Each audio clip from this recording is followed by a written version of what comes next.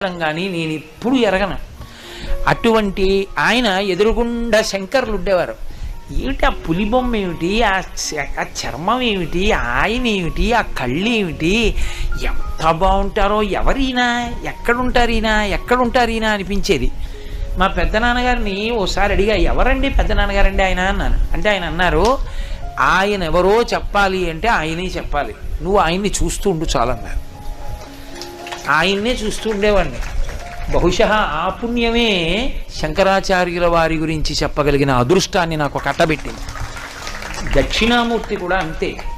మీ పిల్లలు రోజు వెళ్ళి దక్షిణామూర్తి ముందు ఒక్క 2 నిమిషాలు కూర్చుని మాట్లాడకుండా మౌనంగా ఇన్ని చూసి వెళ్ళిపోవడం అలవాటు చేసుకున్నారనుకోండి, జీవితంలో ఒక కీలకమైన మలుపులో ఆయన ఆదుకుంటాడు, ఆదుకుని గట్టెక్కించేస్తాడు.